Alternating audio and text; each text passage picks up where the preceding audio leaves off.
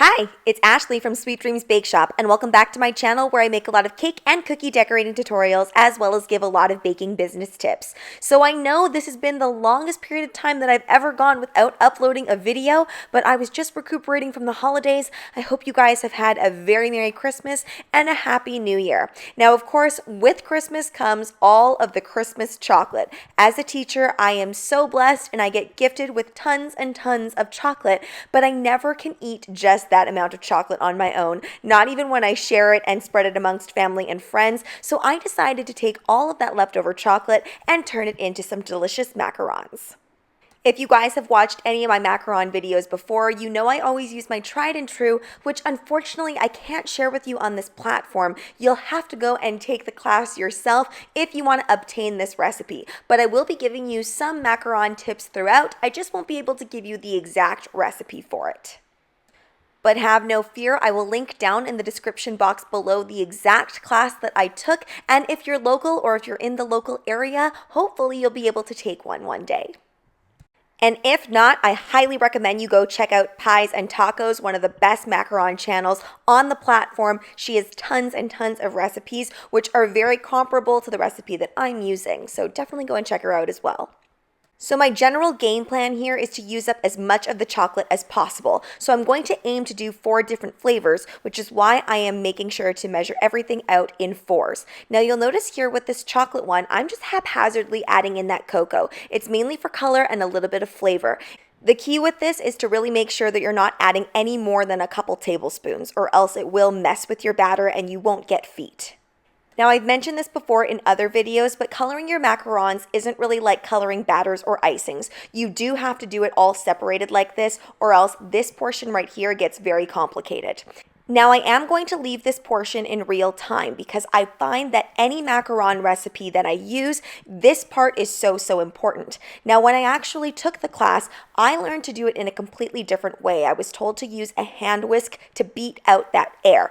But I find that when I'm doing different colors and smaller batches, that's a really risky way of doing it for myself. I found that I deflated it too much and it would become too soupy too quickly. So you'll notice here that I'm using a folding motion where I'm actually taking those dry ingredients and I'm folding them in together with that meringue. This way, I can make sure that everything is fully incorporated, and then I can go ahead and I can beat out the air in that meringue a little bit more as I go. So as you can see here, I've got everything pretty much incorporated. I see some white streaks still and a little bit of that cocoa powder I can still tell is in the center.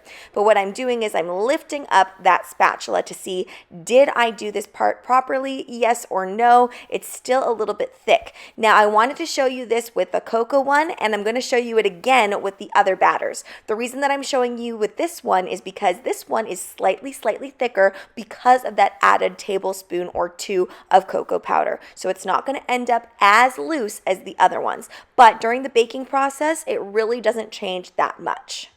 I also want to make a note as well that you want to make sure you take out your meringue from your KitchenAid or your stand mixer bowl, whatever you're using, and you want to use a flat-ish bowl like this, something that doesn't have too many divots in it, because I find if you don't do that, then you get ingredients that get stuck, and again, this process gets messed up. This whole process right here is the reason that your macarons don't work out if you're using a reliable recipe. If the recipe is unreliable, then obviously it's never going to work out.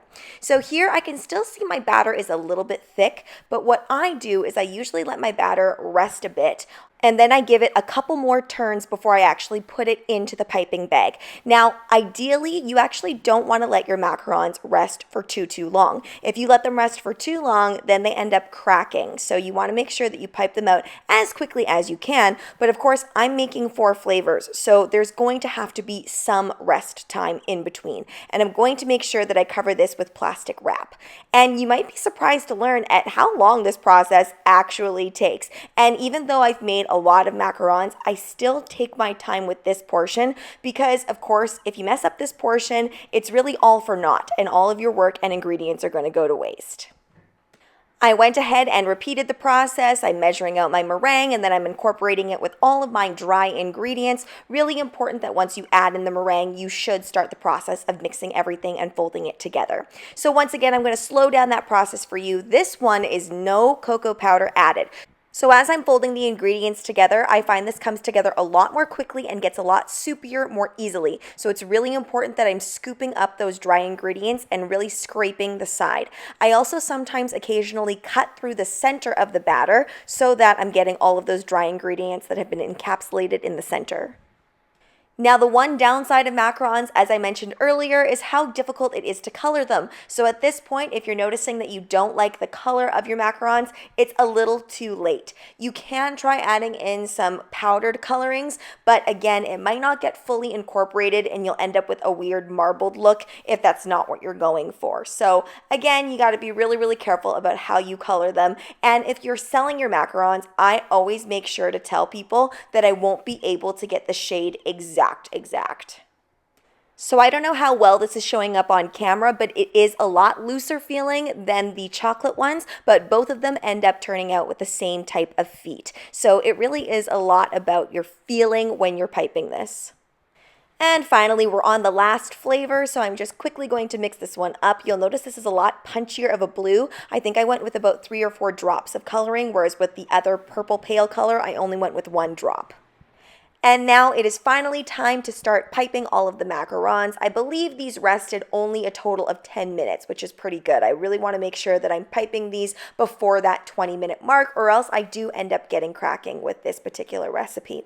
Now, I am so happy, guys, that I finally have enough pro mats to do my whole macaron recipe on mats only. If you've watched any of my previous macaron videos, you'll notice that I got really uneven baking and weird shapes whenever I did it on parchment paper, even when I was using my heavy duty pans. Now I am going to slow this down for you just a little bit. I'm using tipless piping bags, which I actually don't really recommend because it's hard to get that really nice shape when you are piping with these. So I actually recommend that you use a number 4 or a number 5 tip actually would be better for this.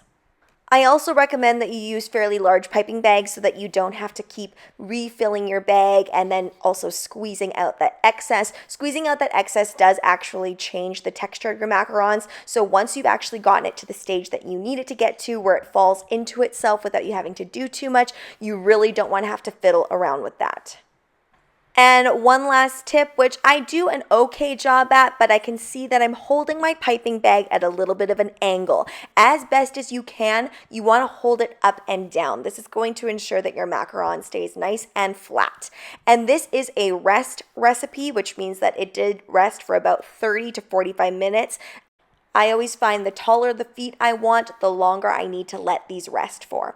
Once they came out of the oven, I leave them on that sheet so they bake a little bit more, and the bottoms are so nice and even with these mats. I am in love with the way that these bake through and through. And here are all of my shells. I know I got some bumps on some of them. That's because I did not bang out my pans well enough. So make sure you bang those pans right after you pipe them to alleviate some of those air bubbles. So my first flavor that I'm going to make here was inspired by a chocolate bar that we received, and we ate about half of it, so I did incorporate some of this into the filling as well. This is going to be dark chocolate Earl Grey. Now, all of the recipes that I came up with for all of these ganaches were very much based on what I actually had available. So I will tell you as we go along what it is that I'm doing and what I want to achieve, but the actual recipes will be down in the description box below if you want to check them out. So for this, I just had to add in a few extra pieces of dark chocolate just to make sure that I had enough chocolate to put into these macarons, as I think I made 20 of each flavor. You'll also notice that in that heavy whipping cream that I have over there, I've placed 2 Earl Grey tea bags in there. Now, my overall goal was to get all of the chocolate ready to go, and also I find that it works better when my heavy whipping cream isn't so cold, so I'm letting that come a little bit to room temp, not quite, just a little bit under. Hedgehogs are one of my favorite chocolates, so I think this is going to be one of my favorite macaron flavors. And the next one I'm going to do, this one is mint. So I don't want this to look Christmassy. The whole point of this is to make those Christmas treats last well into the future. So I'm actually separating all of the red and the white and the green so that the white and the green is going to show on the outside, but the red is all going to be hidden inside of the filling. Now, you'll notice when you look down in the description box below, the ratios are different. Obviously, the higher ratio of chocolate is going to yield a more firm ganache. So for some of these, I've planned to put a buttercream dam around them, which means that I went for a looser ganache for some of them. The only ganache that I did, a really, really thick ganache, was for the mint chocolate because I am going to roll that in mint chocolate pieces later. You'll notice here that I have a little bit of a double boiler system going on where I had the heavy cream on the bottom and that had all of the infusions of the Earl Grey tea, and then I'm pouring it over that chocolate, which actually was only semi-melted by that double boiler system, but it works out fine because that cream is nice and hot. This is not normally my favorite way of creating ganache, but I thought it really worked for what I was trying to do. And then I always like to add in a little bit of salted butter into my ganache, just for that slightly salty note to balance it. And I also find it gives a nice creamy and somewhat more solid ganache as well. So this one here I'm doing in the more traditional way that I usually do it, where I melt the chocolate and then add in that cream that is just a little bit under room temperature. Not super warm, but not super cold. Fillings are ready to go and have cooled down, and now I'm going to use my Sultan tip here to do all of my fillings. I love doing it this way because then I don't have to worry about piping a perfect ring, and I know that every single time I'm going to get the exact same filling amount inside of each macaron. So using the Sultan tip is obviously a little bit more expedient, but it's also a lot more forgiving because you don't have to make sure that your shells match up perfectly because it gives that little bit more of a puff on the outside. So then you get a little bit more forgiveness when it comes to matching your shells. Now, if you've watched my videos before, you know there are two buttercreams in my life that I always use. That's Italian meringue buttercream or American buttercream. But guys, today I am using French buttercream, and in a future video, I'm going to be showing you a whole bunch of different types of frostings and what those all mean and how to make them. And I must say this French buttercream is so delicious. It's very custard-like, and it's a lot lighter in sweetness, I would say, than those other two previously mentioned buttercreams. Now I realize I didn't show you how to make this salted caramel in this video. However, in the spirit of trying to use up all of my ingredients and all of my leftover treats, I'm going to be using up this salted caramel that I made previously, and that is also why I made French buttercream, because I had a bunch of egg yolks left over, because for the macaron shells I needed a bunch of egg whites, and thus I was left with a bunch of egg yolks. So again, that is why I chose to make that buttercream, because I'm trying to use everything up. I've mentioned this in previous videos, macarons freeze very, very well and will stay nice and fresh for about 3 months. And moving along to our final flavor, I have all of those pieces that I took out, the white and the green, because I'm okay with showing that on the outside of these macarons, and I crushed them up inside of the baggie. And this is the macaron flavor, where I did want to make sure that the ganache was pipeable and I didn't want to add any buttercream to it, so I used a 3-to-1 ganache ratio. You could probably get away with a 2.5-to-1 ganache ratio if you wanted to. And here are all of the completed macarons. Nothing is more satisfying to me than looking at a beautiful tray of macarons with all of the different flavors and colors. Now let's get into the pricing for these, and this is very straightforward. If this were a custom order, it would be $2 each, and there would be $1 and flavor/color minimum that would be implemented. And for a stock order, there would be no minimums, but it would be the exact same price, and these would just be ready on hand.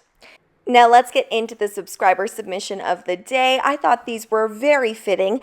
Let me know down in the comments below if you eat turkey every year for Christmas, or do you enjoy something else at your dinner table? Our family eats turkey on Christmas Eve, and then we usually eat something different on Christmas Day. And if you want to be the next subscriber submission of the video, then please follow me at SD Bake Shop on Instagram, where you can either tag me in a photo or send me a photo. Any and all dessert levels are welcome.